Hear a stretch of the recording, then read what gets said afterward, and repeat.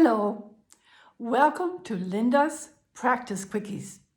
The idea is to give you little tips, short tips about how to practice, how to work with children as far as practice goes, and also how to improve your practice. Today I'd like to talk about getting started.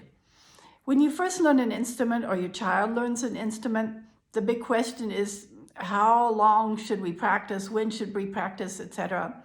Getting into this new habit is not easy, especially with young children. So I say the main thing at the beginning is to establish practicing every single day. That's what, of course, I'm a music teacher. I want them to practice every day. I see a lot of times in the internet and in books that the suggestions out there for a beginner of about 4 or 5 to practice a half an hour every day. I don't know what kind of kids they've got, but I don't have students like that. It's important to find a time when you or your kids are not busy, where they're sort of open, they're sort of fresh. Some like to practice really in the morning. They get up, they're morning people, they get up and they go right to their instrument.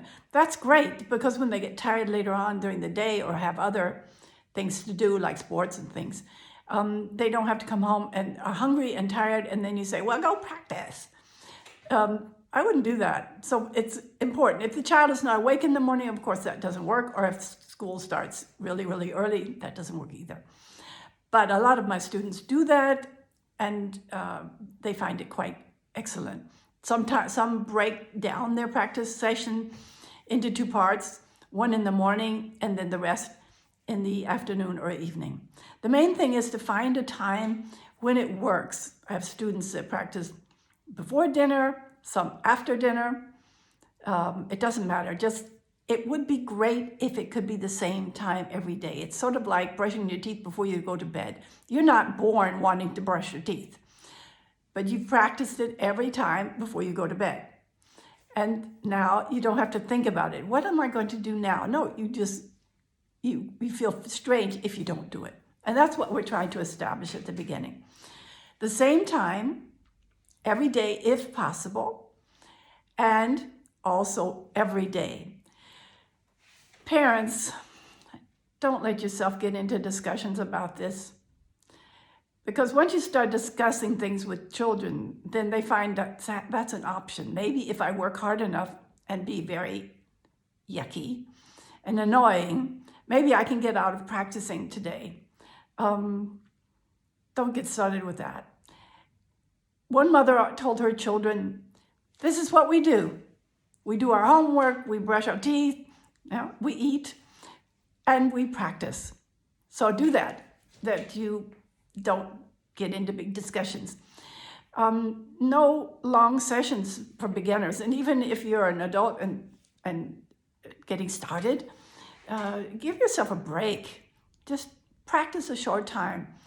I think the hard part is sitting down to do it about anything, especially establishing a habit, reminding yourself to start.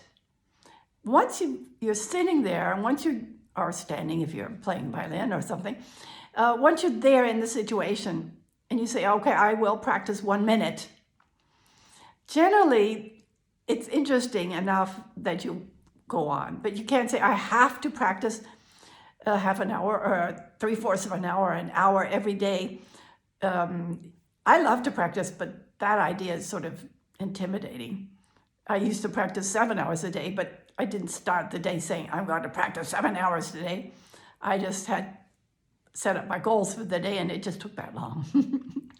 So a suggestion also is that you don't ban your children to another room. And it's not a good idea, especially if they're young, and young means like under 8. Don't make them be alone.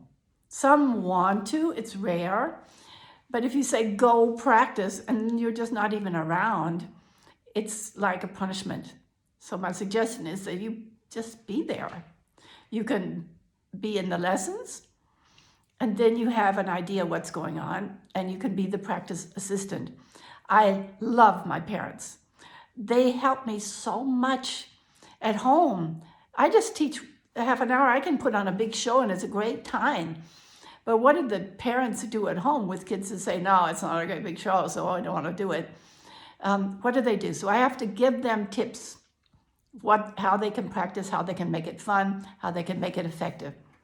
So have it quiet so that you're not in the middle of all the other kids playing, not around the window where they're looking out and all the neighborhood children are playing basketball or something.